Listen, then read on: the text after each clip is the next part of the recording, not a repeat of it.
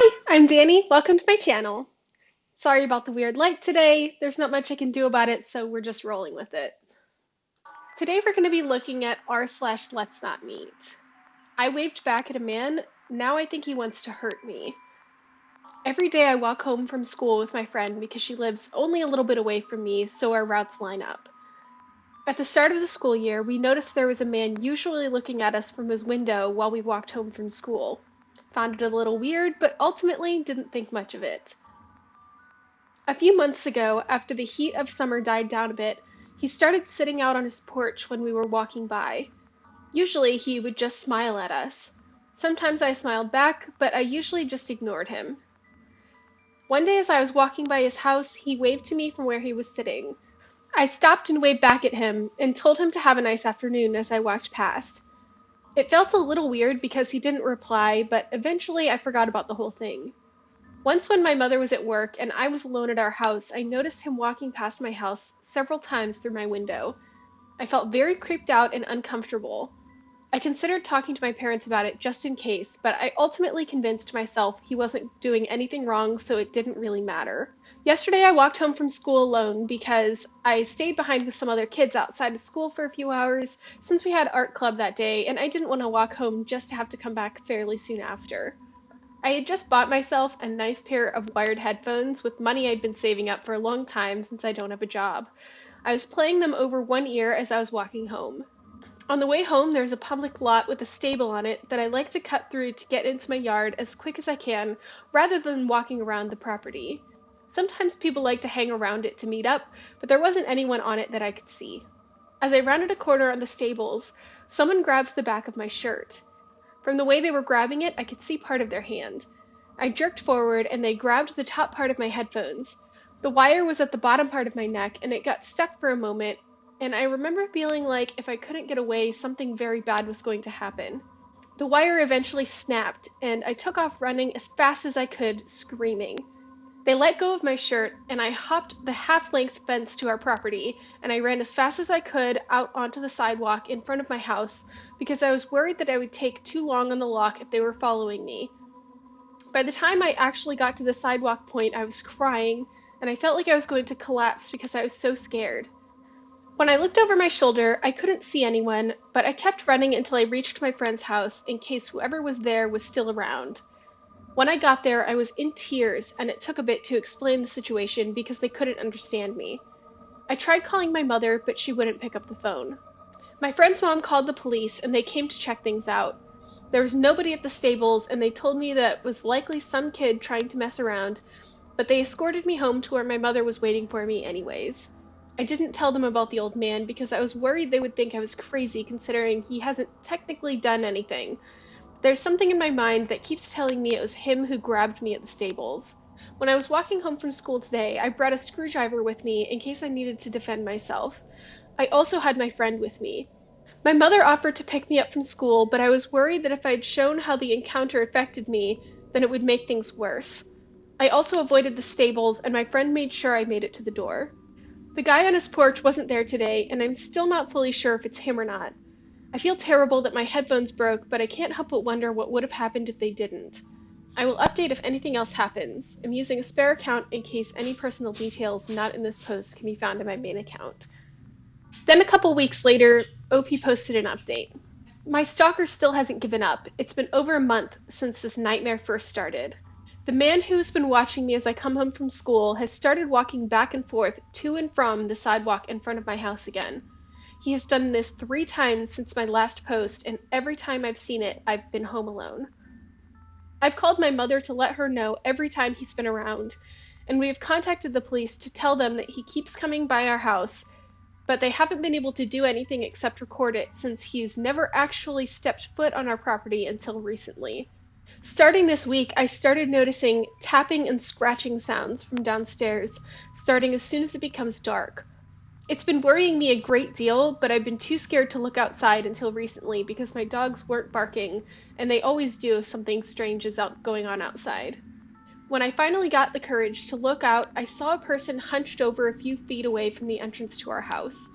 I couldn't see any of their facial features because they were wearing a large hoodie and keeping their face down. It looked like they were scraping something across the siding of our house.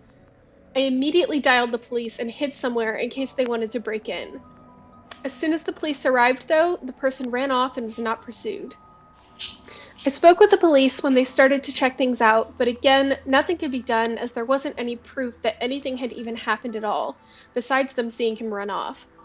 They said they'd be keeping an eye on it in the future, but at the very most, it was only trespassing. I brought up the fact that I was attacked not long ago by some strange man, and that I thought they were the same person, but I was once again brushed off.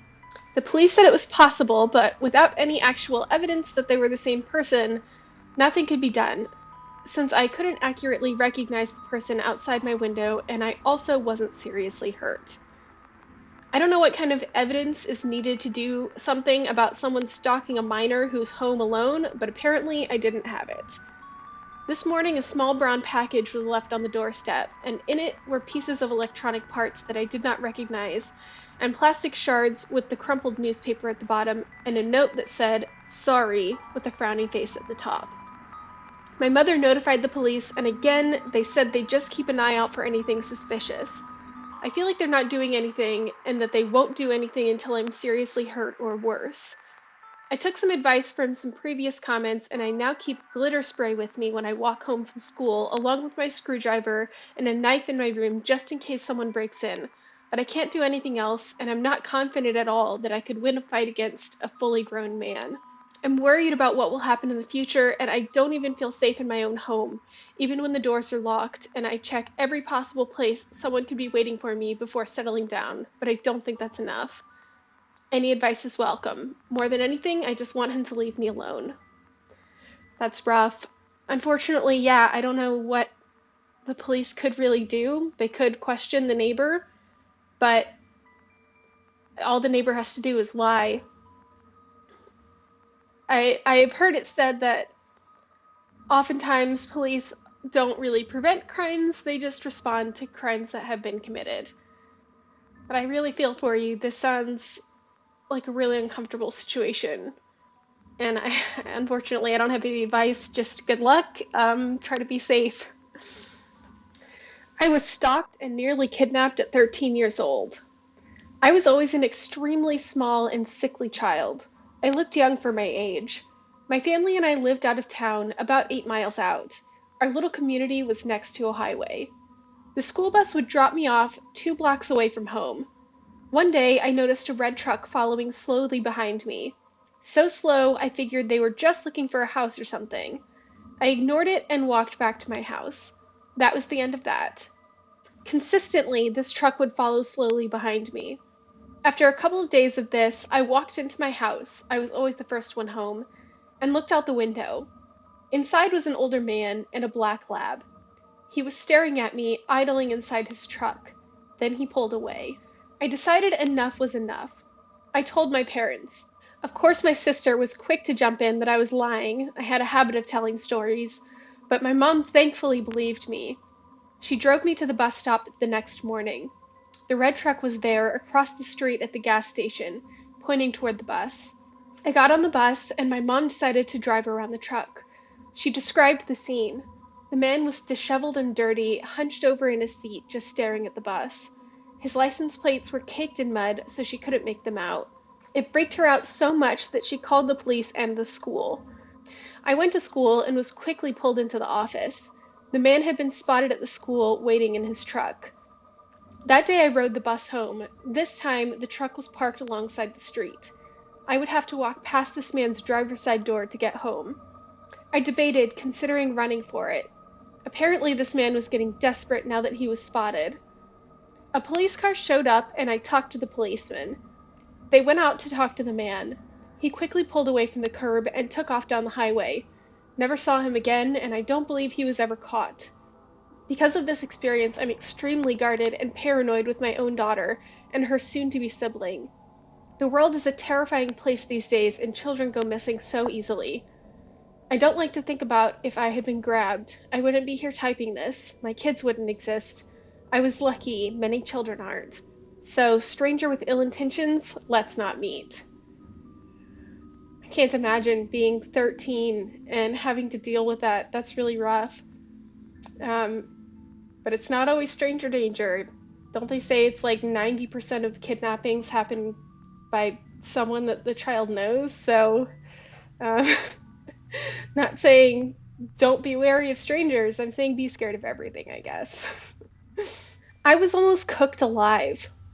When I was 10, my parents and I went to visit my grandmother for spring break. My cousin also came to visit, and we decided we wanted to go to the YMCA for the day. My grandmother dropped us off, and she said she would come pick us up in 4 hours. On that day, the YMCA was empty. There were a couple of adults in the exercise room, but that's it. We went to the basketball court, and after 2 hours of playing tag and shooting baskets, we were bored. I've never been the biggest fan of swimming, but this YMCA had a pretty cool pool, so we changed into our bathing suits and headed in there. The pool was empty except for the lifeguard. We played a bunch of games and swam laps, but after about an hour, there wasn't much left to do, and there was no one except us to hang out with to keep things interesting.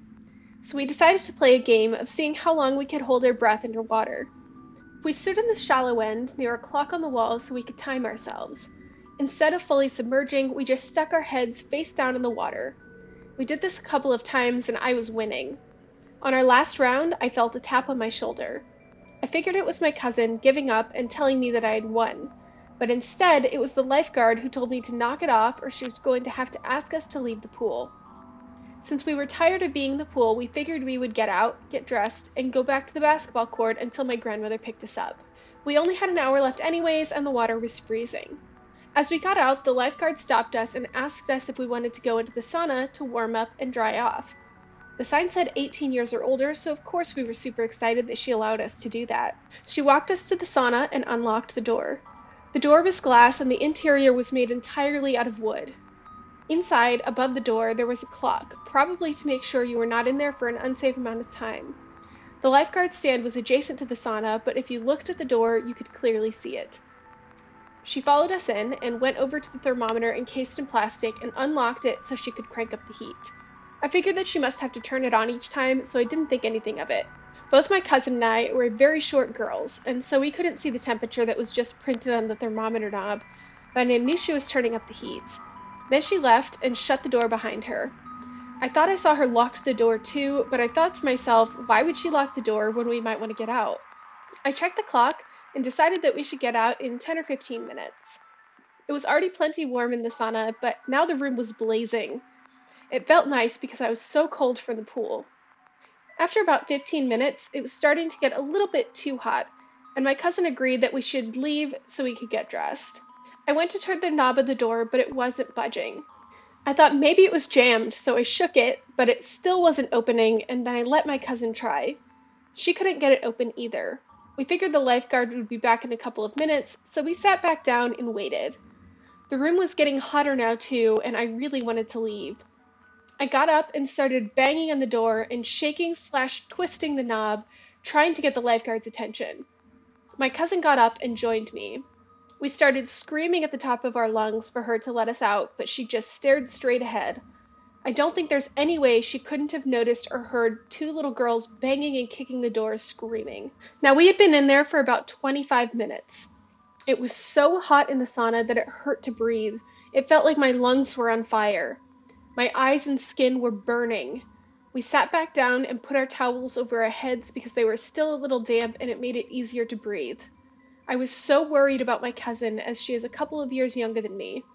I looked at the clock and saw that we had been there for 35 minutes. I got up and walked to the door again and saw the lifeguard still just staring straight ahead. Again, I tried to get her attention by screaming that we needed out and banging on the door as hard as I could, but still nothing. I was starting to get pretty dizzy, so I went to go sit back down, but the wooden seats of the sauna burned my skin. My towel was completely dry, so I put it underneath me to sit on. My hair was also dry, but I wrapped it across my face to cover my nose, and I squinted my eyes so that they didn't burn as bad, but I could still watch if anyone walked past the door. It helped a little bit. My cousin was laying face down with the towel over her head, not moving or saying anything, so I nudged her to make sure that she was still okay. She was, but I could tell that we really needed to get out of there soon because she seemed a little bit disoriented. It had been 45 minutes now, and I was extremely nauseous. There was no way that the lifeguard would forget that we were in there, and I thought she would have come back soon, but there was this little voice in my head telling me that maybe she purposely locked us in there. Finally, a man walked past the door towards the pool, but for some reason I just couldn't get up. My whole body was on fire, and I felt so dizzy. Luckily, this man wasn't going to the pool. He wanted to be let into the sauna and came back with the lifeguard. I saw them walking this way and immediately jumped up to grab my cousin. I knew now for sure that she had locked us in there because she pulled out her keys to unlock the door and let the man in. I didn't want to take any chances of us being trapped in there any longer, so as the man was trying to walk in, I was trying to shove our way out. As we were going out, the lifeguard started trying to shut the door and push us back with it. The man was clearly confused about what was going on and said, I think they went out. The lifeguard let out a sigh and opened the door fully, and we ran away as fast as we could into the changing room. We only had about 10 minutes before our grandmother was supposed to pick us up. We were both so shaken by what just happened that we didn't say anything to each other as we got dressed or on the car ride home. When we got back to the house, my parents were making us dinner, and I told them the story of what just happened. They thought I must have been exaggerating, and they didn't believe me. I truly think that woman was going to let us cook alive in there. The only bit of doubt that I have is what would have happened if we actually died. She obviously would have gotten the blame. What was her endgame? I'm 21 now, but I think about this interaction all the time. And when I'm in small spaces or I get too warm, I still have panic attacks. No one believes this story, and I get it. It's pretty absurd. I'm not sure if I'm allowed to ask for opinions, but do you think this could have been some crazy misunderstanding? Or do you think she really just left us in there to die? And why? So to the lifeguard at that YMCA, please, let's not meet again. Wow. That is wild. I'm with OP. I really cannot understand why that lifeguard would do that when obviously they would have gotten the blame. She also would have had a witness of the other man who wanted to get into the sauna who watched her trying to prevent OP and her cousin from getting out. Wow, I hope I never meet any of these people. I feel very fortunate that I have never been locked in a sauna. That sounds terrible. I can barely last in one for more than 5 minutes without desperately trying to get out. I do not like saunas. I think that'll do it for today's video. Give it a like if you liked it, subscribe for more content, and I'll see you next time. Bye!